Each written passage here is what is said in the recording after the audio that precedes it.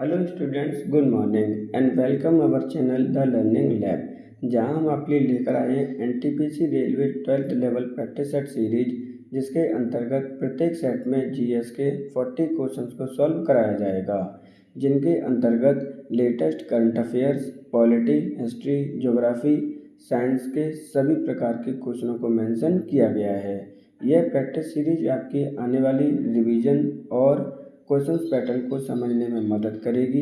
अगर आपको हमारा कंटेंट और सीरीज पसंद आता है तो आप अपने फ्रेंड्स जो इसकी प्रिपरेशन कर रहे हैं उनके साथ शेयर कर सकते हैं, और आप चैनल को सब्सक्राइब कर लीजिए, जिससे कि आने वाले वीडियो या क्लासेस का नोटिफिकेशन आपको प्राप्त हो सके। अगर आपको हमें कोई सजेशन देना है तो आप हमें कमेंट बॉक्स में आकर दे सकते हैं। तो चलिए देखते हैं आज का अपना पहला क्वेश्चन। 100 ml घोल में 0.01 मोल NaOH घुला हुआ है। घोल का pH कितना होगा? 13, 1, 10 या फिर 2। तो क्वेश्चन को देखिए ध्यान से। 100 ml घोल में 0.01 मोल आपकी NaOH घुला हुआ है। तो इस घोल का आपसे पूछा गया कि pH वैल्यू कितनी होगी।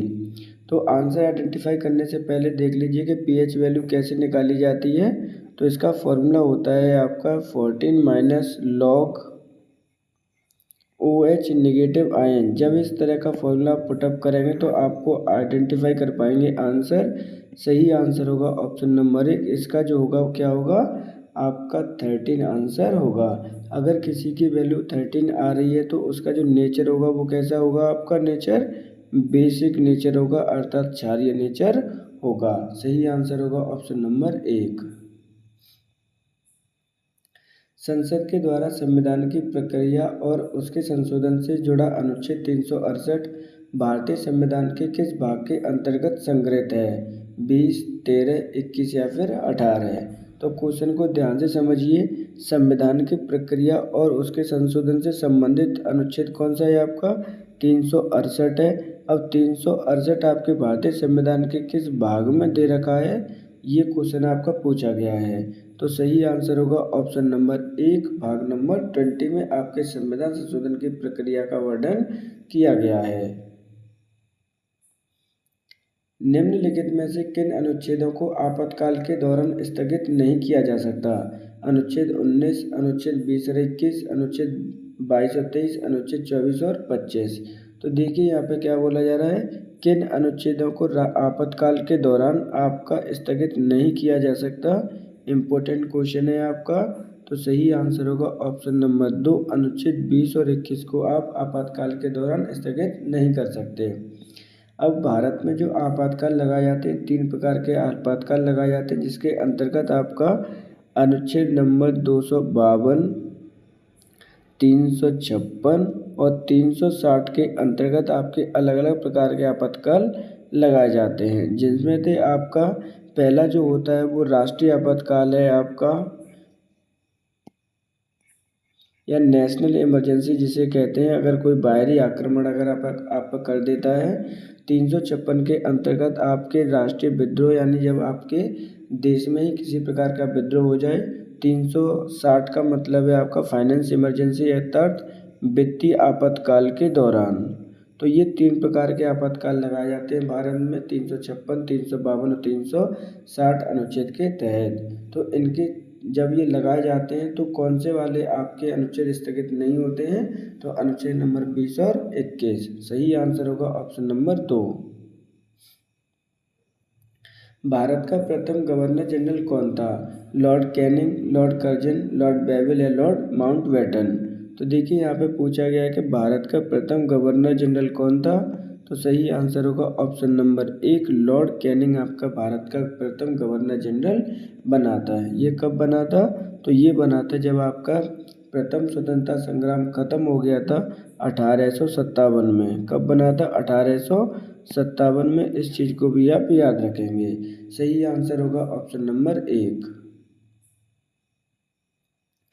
हाल ही में रॉ का अध्यक्ष किसे बना है या कौन बना है? सुमित कुमार, रवि सिन्हा, कृष्णमूर्ति सिंह या फिर पराग जैन। तो देखिए यहाँ पे क्या पूछा गया है आपसे कि हाल ही में आपका रॉ का एक अध्यक्ष बनाया गया है। किन्हें बनाया गया है? तो सही आंसर होगा ऑप्शन नंबर 4, पराग जैन को रॉ का अध्यक्ष हाल ही में बनाया गया है। अब रॉ का जो अध्यक्ष बने हैं आपके पराग जैन, वो किसके रिप्लेस करके बने हैं, तो इन्होंने रवि सिन्हा को आपका रिप्लेस किया है। इस चीज़ को भी आप लर्न करेंगे। जो आपका प्रयाग जैन का कार्यकाल रहने वाला है, पीरियड रहने वाला है, वो कितने साल का रहने वाला है, तो उनका कार्यकाल आपका 2 ईयर्स का रहने वाला है। इनकी ज्वाइनिंग आपकी मानी जाएगी, कब से मानी जानी है, तो 1 जुलाई से इनकी ज्वाइनिंग मानी जानी है। इस चीज़ को भी आप याद रखेंगे। बात कर लेते हैं रॉ की, तो रॉ आपकी खुफिया एजेंसी है जो भारत के लिए काम करती है, जिसकी स्थापना कब की गई है, तो इसकी स्थापना की गई थी 1968 ईस्वी में। इस चीज़ को आप याद रखेंगे। हेड क्वार्टर इसका कहाँ पर है, तो वो है आपका न्यू दिल्ली में। सही आंसर होगा ऑप्शन नंबर आपका 4, पराग जैन को रॉ का अध्यक्ष बनाया गया है। न्याय सूत्र किसके द्वारा लिखित पुस्तक है, व्यास, गौतम ऋषि, कपिल या फिर चरक। तो देखिए यहाँ पे क्या बोला गया है, तो आपकी न्याय सूत्र एक पुस्तक है जो किसके द्वारा लिखी गई है, क्वेश्चन पूछा गया है। सही आंसर होगा ऑप्शन नंबर 2, गौतम ऋषि जी के द्वारा लिखी गई है। जबकि जो अन्य हैं उनके बारे में भी देख लीजिए, जैसे आपके भगवान व्यास हैं या फिर महात्मा व्यास है, इन्होंने क्या लिखा है, तो इन्होंने महाभारत लिखी है। क्या लिखी है आपकी, महाभारत महाकाव्य लिखा है इनके द्वारा। कपिल ऋषि के द्वारा आपका सांख्य दर्शन लिखा गया है। कौन सा दर्शन है आपका, सांख्य दर्शन लिखा गया है कपिल ऋषि के द्वारा।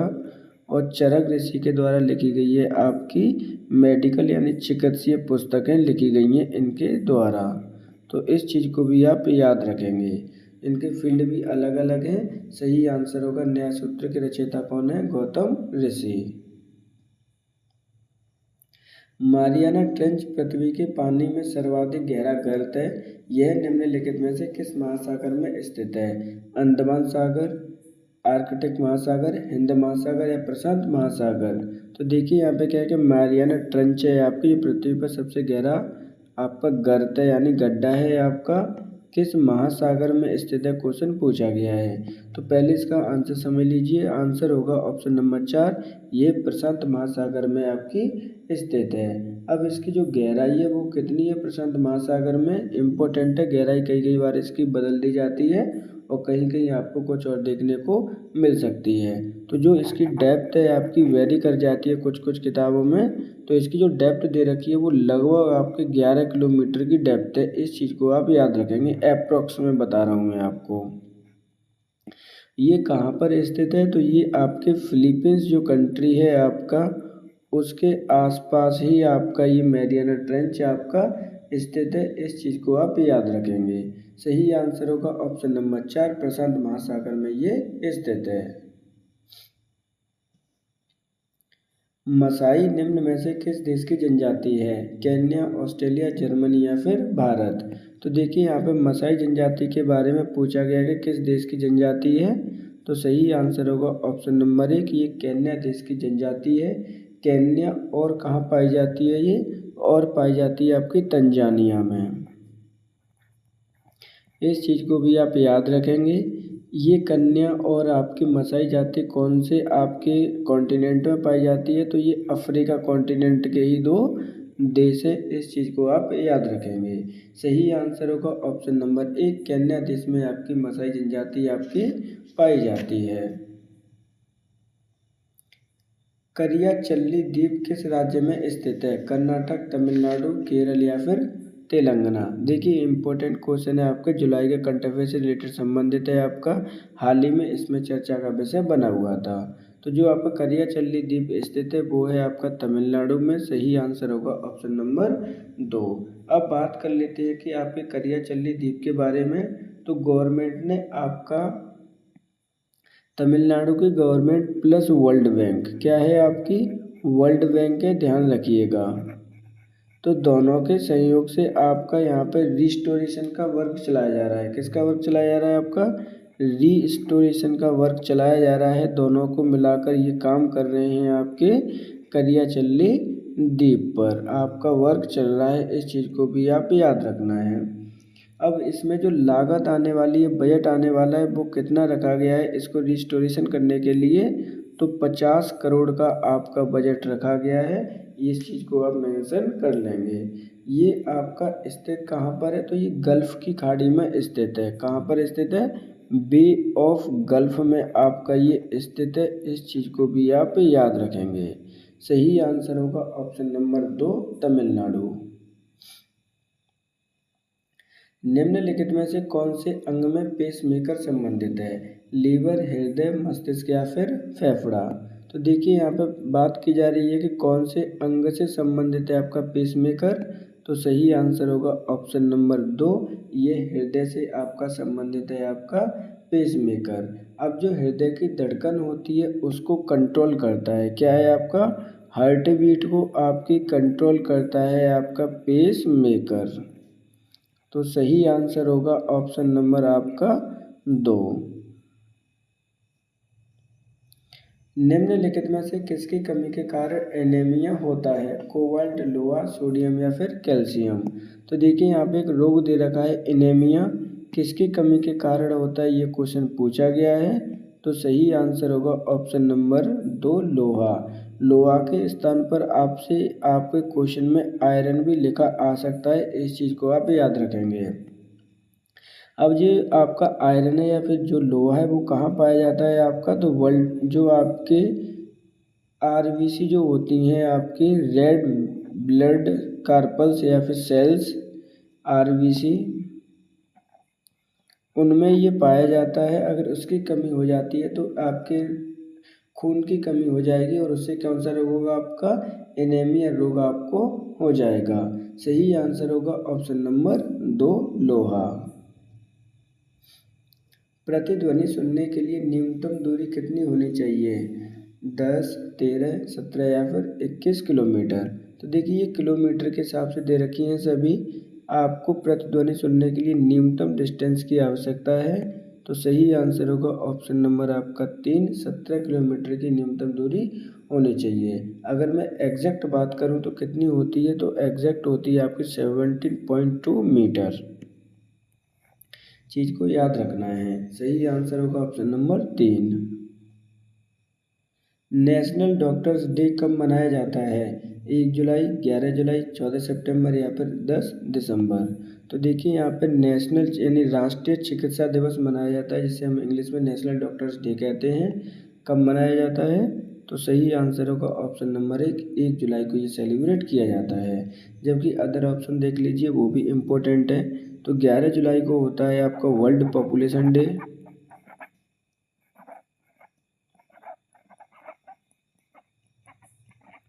14 सितंबर को होता है आपका हिंदी दिवस, ये भारत में सेलिब्रेट किया जाता है, इस चीज़ को भी आप याद रखेंगे। जो 10 दिसंबर को सेलिब्रेट किया जाता है वो आपका विश्व मानवाधिकार दिवस सेलिब्रेट किया जाता है, ह्यूमन राइट डे सेलिब्रेट किया जाता है। तो इस चीज़ को भी आप याद रखेंगे। तो सही आंसर होगा ऑप्शन नंबर आपका 1, नेशनल डॉक्टर्स डे सेलिब्रेट किया जाता है आपका 1 जुलाई को। एक श्यामपट्ट रंग में काला क्यों दिखाई देता है।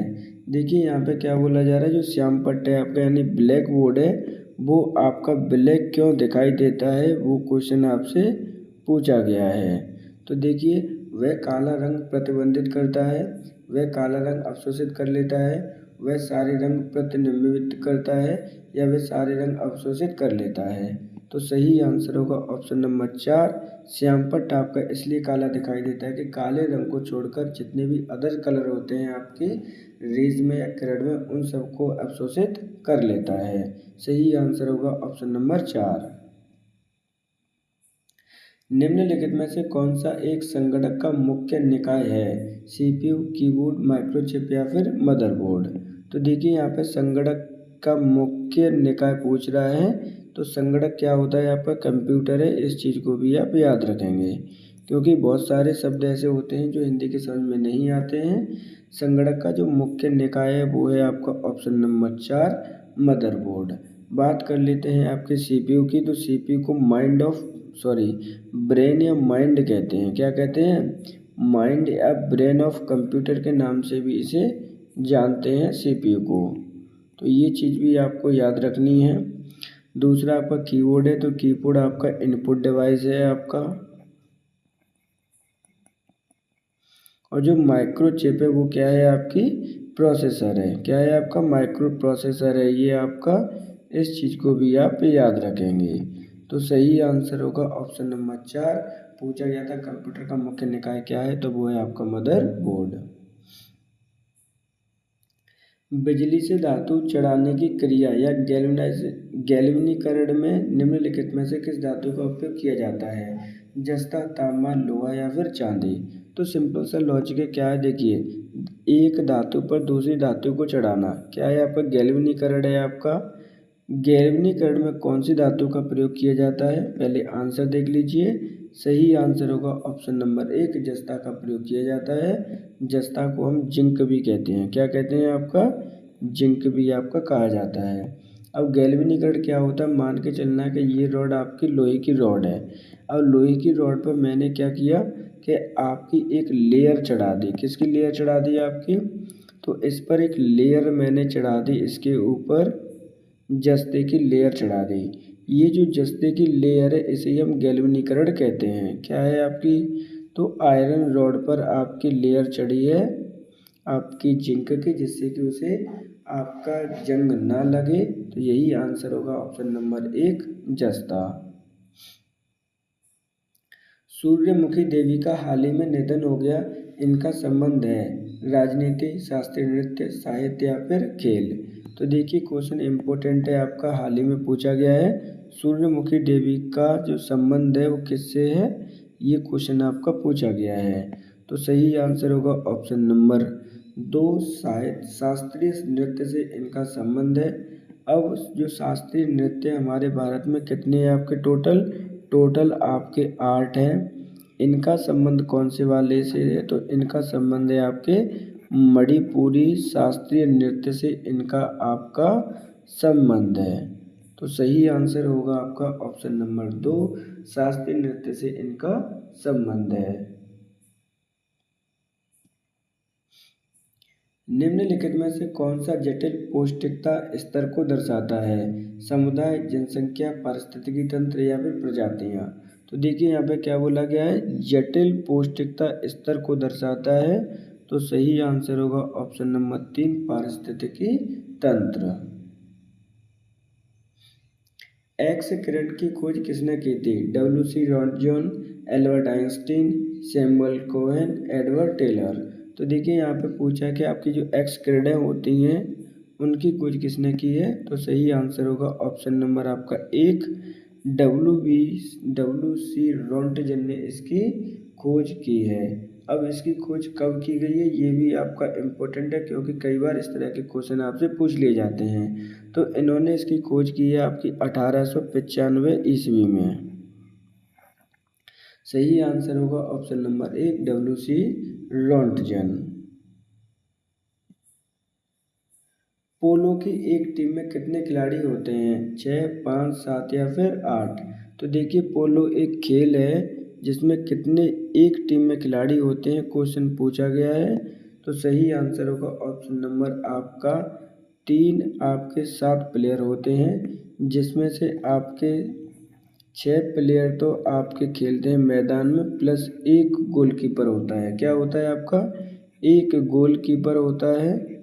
कुल मिला के टोटल जो संख्या होती है वो कितनी हो जाती है आपकी, 7 होती है एक टीम में। कौन सी टीम में आपका, एक टीम में 1 साइड होते हैं, ये भी आपको ध्यान रखना है। तो टोटल कितने हो जाएंगे दोनों टीमों के, तो टोटल हो जाएंगे आपके 14 बोथ टीम के। तो सही क्वेश्चन पूछा गया था कि एक टीम में कितने होते हैं, सही आंसर होगा ऑप्शन नंबर 3, 7 खिलाड़ी होते हैं। आदि कर्मयोगी पहल किस मंत्रालय के द्वारा प्रारंभ की गई है, जनजातीय कार्य मंत्रालय, महिला एवं बाल विकास मंत्रालय, शिक्षा मंत्रालय, गृह मंत्रालय। तो देखिए आदि कर्मयोगी पहल किसके द्वारा प्रारंभ की गई है, किस मंत्रालय के द्वारा प्रारंभ की गई है। सही आंसर होगा ऑप्शन नंबर 1, जनजातीय कार्य मंत्रालय के द्वारा ये आपकी पहल प्रारंभ की गई है।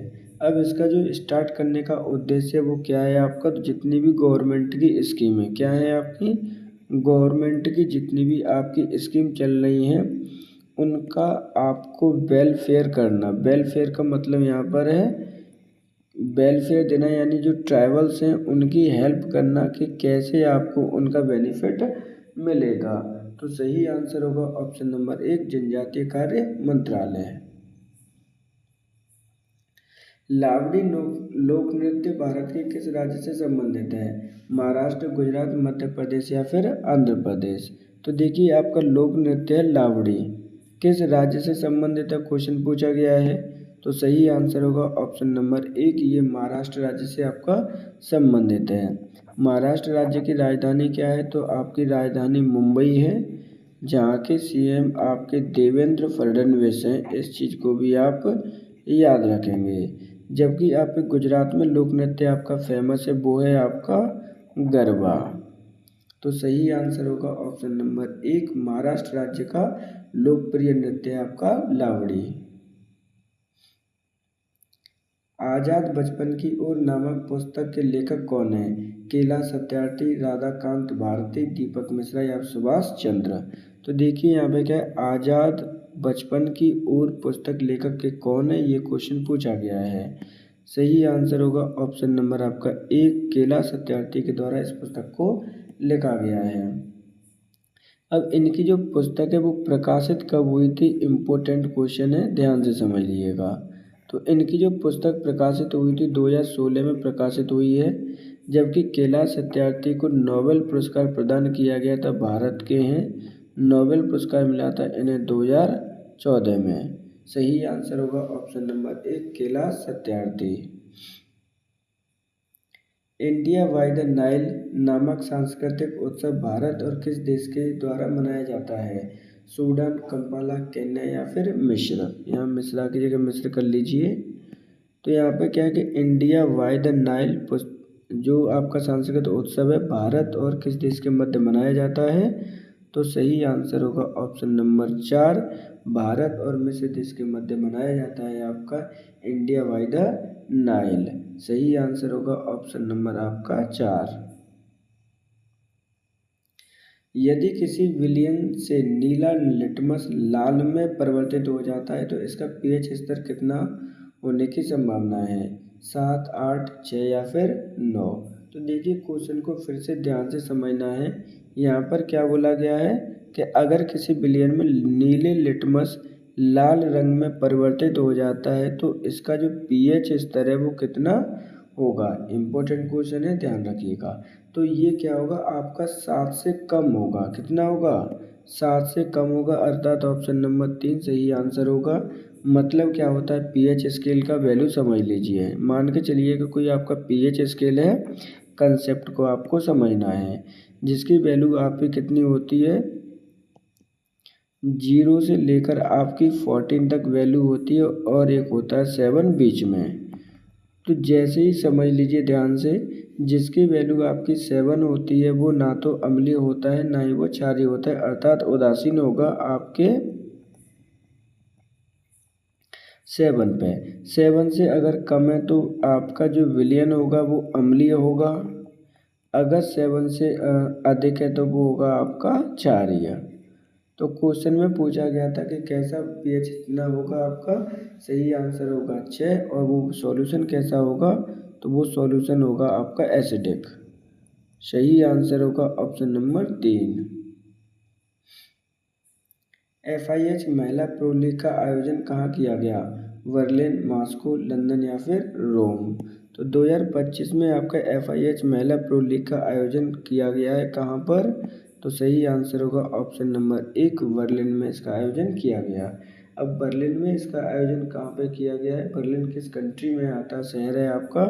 तो ये आपका जर्मनी का एक शहर है जो कि आपकी एक यूरोपियन कंट्री है। इम्पोर्टेंट है आपका, ध्यान रखिएगा। अब बात कर लेते हैं कि इसका जो विनर रहा है वो कौन रहा है। तो विनर रहा है आपकी नीदरलैंड की टीम। क्या है आपकी, जो नीदरलैंड है आपका, वो टीम आपकी विनर रही है। जबकि लास्ट जो नंबर है आपका सबसे अंतिम स्थान है वो किसको प्राप्त हुआ है, तो वो भारत को प्राप्त हुआ है। सही आंसर होगा ऑप्शन नंबर 1 वर्लेन। जब सोडियम क्लोराइड के पानी में बने घोल के मध्य से बिजली पारित होती है तो कौन सा उत्पाद बनता है, सोडियम और पानी, सोडियम ऑक्साइड, सोडियम और क्लोरीन या सोडियम हाइड्रो ऑक्साइड। तो देखिए यहाँ पे क्या बोला गया है कि अगर आपकी सोडियम क्लोराइड से, सोडियम क्लोराइड का फॉर्मूला क्या होता है, NaCl होता है, से क्लोराइड के पानी से बने घोल में, और उसमें क्या मिलाया गया, आपका पानी मिलाया गया है, यह ध्यान रखिएगा, तो बिजली पारित की जाती है तो कौन सा उत्पाद आपका बनेगा। इम्पोर्टेंट क्वेश्चन है, बार बार इस तरह के क्वेश्चन आपके आने ही आने, ध्यान रखिएगा। अब देखिए क्या करना है यहाँ पे, तो सोडियम क्लोराइड आपका क्या होता है, NaCl होगा। इसे हम पानी में और मिला देंगे, क्या करेंगे, पानी इसके अंतर्गत मिला देंगे।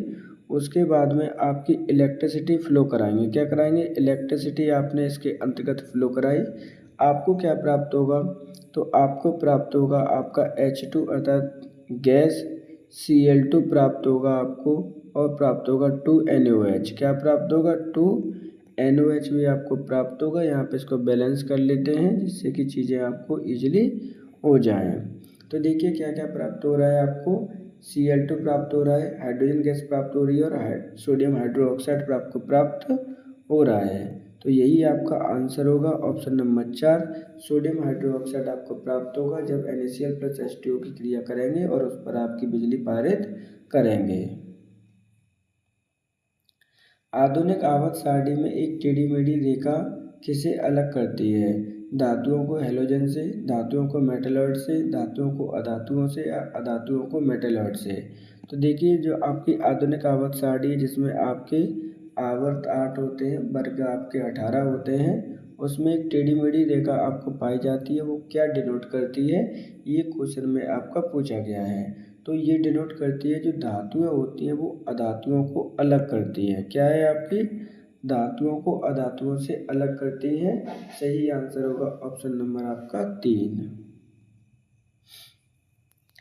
निम्नलिखित में से किस संस्थान ने शिकायत दर्ज करने के लिए सी विजिल ऐप शुरू किया है, भारतीय केंद्रीय सतर्कता आयोग, भारतीय चुनाव आयोग, RBI या फिर CBI।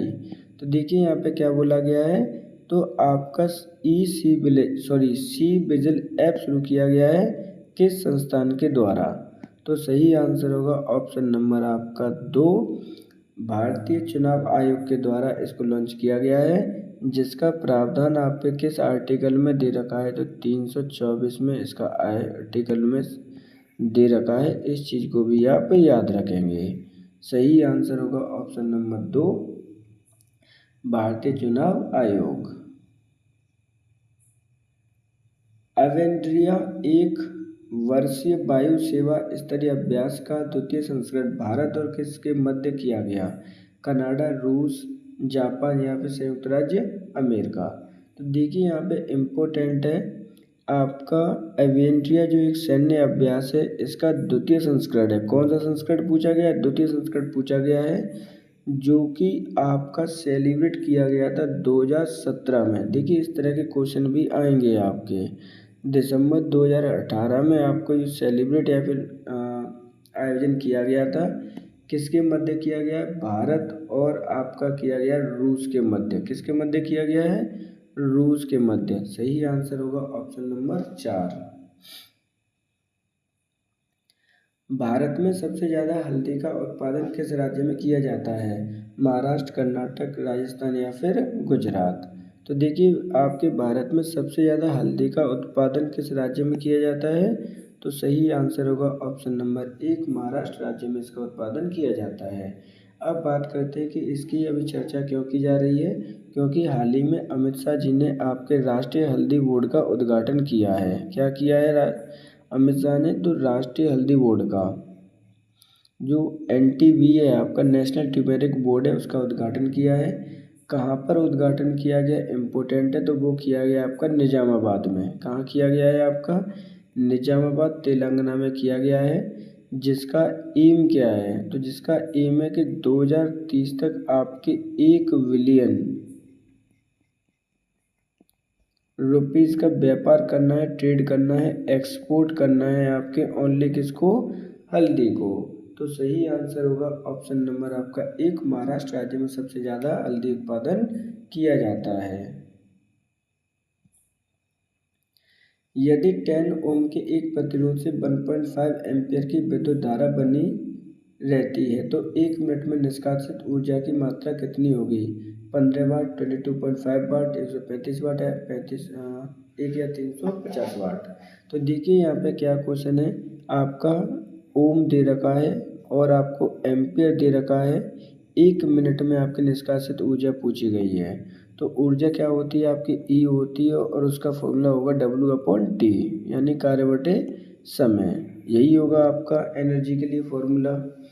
तो जब आपको एनर्जी अपनी इसको चेंज कर लीजिएगा, क्योंकि यहाँ पर आपके जो इंस्ट्रक्शन पूछी गई हैं वो विकसित ऊर्जा की मात्रा पूछी गई है और वो क्या है आपकी अलग है। तो समझ लीजिए यहाँ पर आपको क्या क्या दे रखा है, जिससे कि आप आराम से क्वेश्चन को घर पे कर सकें। तो देखिए यहाँ पर आपको क्या दे रखा है, ओम दे रखा है, अर्थात आपको रेजिस्टेंस दे रखा है 10 ओम। दूसरा आपको करंट दे रखा है, अर्थात आई दे रखा है कितना, 1.5 एम्पियर। तो यहाँ पर आपके टाइम दे रखा है 1 मिनट, कितना है आपका 1 मिनट है, जिसको हम सेकंड में कन्वर्ट करें तो 60 सेकंड हो जाएगा। अब बात कर लेते हैं कि एनर्जी का फॉर्मूला क्या होता है। तो एनर्जी का फॉर्मूला होता है आपका I²RT। क्या होगा फॉर्मूला आपका, तो यहाँ पर जो फॉर्मूला होगा वो होगा I²RT आपका फॉर्मूला होता है। जब इस फॉर्मूले में आप चीज़ों को पुटअप करेंगे तो आपको आंसर इजीली मिल पाएगा। तो देखिए आपको क्या पुटअप करना है, आई कितना है आपका 1.5 एम्पियर है आपका, तो इसे आप 2 टाइम मल्टीप्लाई करेंगे। तो देखिए यहाँ पर मैं पुटअप ही कर दे रहा हूँ। तो आई क्या है कि 1.5 का स्क्वायर है आपका, इंटू आपको करना है 10 ओम का और इंटू करना है आपका 1 मिनट यानी 60 सेकंड का। तो जब आप इनको सबको मल्टीप्लाई करेंगे तो आपका आंसर आ जाएगा 1350। क्या आएगा, एनर्जी है तो आपका जूल में आंसर आएगा। यही आपका क्या होगा आंसर होगा। तो सही आंसर होगा ऑप्शन नंबर 4, 3550 वाट। बर्फ पानी पर तैरती है क्योंकि इसका घनत्व पानी से अधिक होता है, पानी से कम होता है, शून्य होता है या पानी के समान होता है। तो देखिए इम्पोर्टेंट क्वेश्चन है आपका, यहाँ पर पूछा गया है कि आपका जो बर्फ़ होती है वो पानी में तैरती है, इसका घनत्व कैसा होता है। तो इसका घनत्व पानी से कम होता है। सही आंसर होगा ऑप्शन नंबर आपका 2। ये जो पानी में कोई भी चीज़ तैरती है, जब भी कोई भी चीज़ स्विम करेगी पानी में, क्या करेगी, स्विम इन वाटर करेगी, तो वहाँ पर किसके प्रिंसिपल का वर्क करता है, तो आर्किमिडीज प्रिंसिपल वर्क करता है। इस चीज़ को भी आप याद रखेंगे, आर्किमिडीज प्रिंसिपल वर्क करता है, इसको आप ध्यान रखना डूबने के केस में।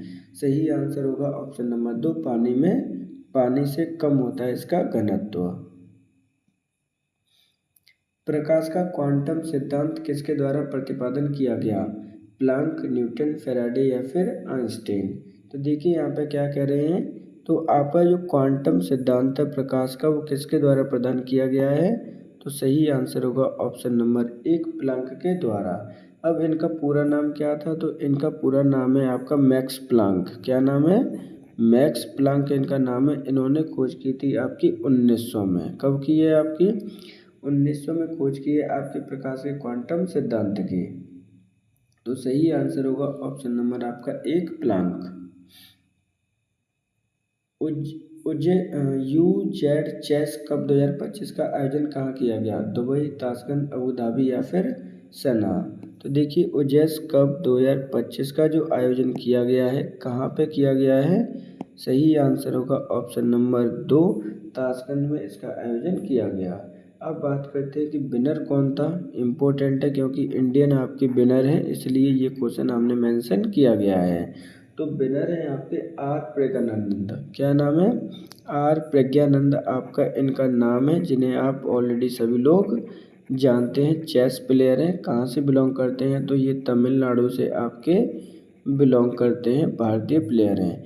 अब इसकी अगर मैं रैंक की बात करूँ वर्ल्ड रैंक में, क्या है आपकी रैंक की बात करूँ वर्ल्ड के हिसाब से, तो ये दुनिया के 4th बेस्ट प्लेयर हैं। क्या है आपके 4th बेस्ट प्लेयर हैं। इस चीज़ को आप याद रखेंगे, उपलब्धि है आपकी, इसलिए आपको याद रखना इम्पोर्टेंट है। सही आंसर होगा ऑप्शन नंबर 2 ताशकंद। भारत के 15वें वित्त आयोग के अध्यक्ष कौन है? उर्जित पटेल, अरुण जेटली, वाई रेड्डी या फिर एन.के. सिंह। तो देखिए 15वें वित्त आयोग के अध्यक्ष के बारे में पूछा जा रहा है। तो 15वें वित्त आयोग का गठन कब किया गया था? तो गठन किया गया था आपके 2017 में। कार्यकाल कितना था आपके इसका? तो इम्पोर्टेंट क्वेश्चन है आपका। कार्यकाल था आपके 2020 से लेकर 2026 का। कौन अध्यक्ष बने थे इसके? तो सही आंसर होगा ऑप्शन नंबर 4 एन.के. सिंह को इसका अध्यक्ष बनाया गया था 15वें वित्त आयोग का। सबसे कठोर प्राकृतिक पदार्थ है सीसा, हीरा, लोहा या फिर तांबा। तो देखिए सबसे कठोर आपका प्राकृतिक पदार्थ क्या है?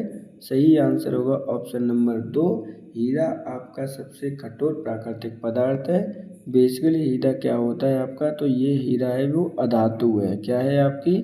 अधातु है। किसका अपरूप है आपका? तो ये कार्बन का अपरूप है। इस चीज़ को भी आप याद रखेंगे। अपरूप है या फिर एलोट्रॉप है। सही आंसर होगा option number 2। Gold state mobile application किसके द्वारा लॉन्च किया गया है? एनएसओ, एसबीआई, इसरो या फिर आरबीआई। तो gold state mobile application launch किया गया है। सही आंसर होगा ऑप्शन नंबर 1 एनओएसओ के द्वारा इसको लॉन्च किया गया है। नेशनल स्टैटिस्टिक्स ऑर्गेनाइजेशन के द्वारा इसको लॉन्च किया गया है। अब क्यों किया गया है? तो जितना भी आपका गवर्नमेंट ऑफिस वर्क होता है, क्या है आपका गवर्नमेंट ऑफिस वर्क होता है, उसको आप ऑनलाइन आप देख पाएंगे। क्या कर पाएंगे? ऑनलाइन स्टेटस चेक कर पाएंगे कितना वर्क और किस डिपार्टमेंट में हो गया है। तो यही इसी के लिए लॉन्च किया गया है gold states mobile application NSO के द्वारा। इसे हम नेशनल स्टैटिस्टिकल ऑर्गेनाइजेशन कहते हैं। किसी वस्तु को प्रक्षेपित करने पर उसकी आरंभिक स्थिति और प्रक्षेपण के द्वारा गिरने के दौरान उसके द्वारा तय की गई दूरी क्या कहलाती है? बल, गति, माध्यमिका या फिर परास। देखिए इस तरह के जब क्वेश्चन आए तो आपको अच्छे से समझना है कि क्वेश्चन की लैंग्वेज क्या है और आपसे पूछा क्या जा रहा है। तो देखिए इस बार फिर से समझ लीजिए इस क्वेश्चन को, क्योंकि इम्पोर्टेंट है आपका। तो यहाँ पर क्या बोला गया है आपसे? तो वस्तु को प्रक्षेपित करने पर उसकी आरंभिक स्थिति और प्रक्षेपण के दौरान गिरने के दौरान उसकी स्थिति, गिर रहा है तब की स्थिति, तय की गई दूरी क्या कहलाती है? तो सही आंसर होगा ऑप्शन नंबर आपका 2 गति या फिर वेग। क्या कहलाएगा आपका?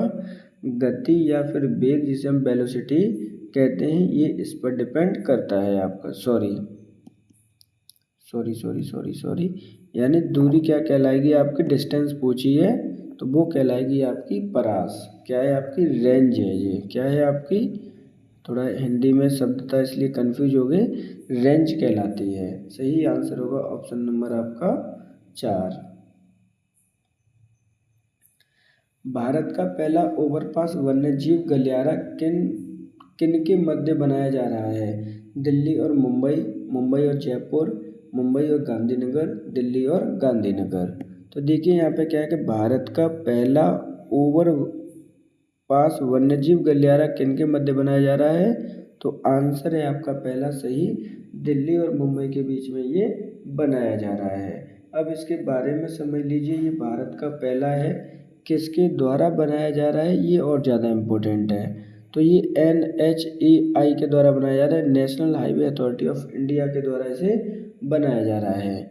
इस कॉरिडोर के जो आपकी लेंथ होगी, जो अंडरपास होगा आपका पहला ओवरपास है, इसकी लेंथ होगी आपकी 12 किलोमीटर की। कितनी होगी आपकी? 12 किलोमीटर की। बनाया जा रहा है आपके दिल्ली और मुंबई के बीच में। भारत का इस तरह का ये पहला ओवरपास वन्यजीव गलियारा है। तो तो इस प्रकार हमारे यहाँ पर 40 क्वेश्चन कंप्लीट होते हैं।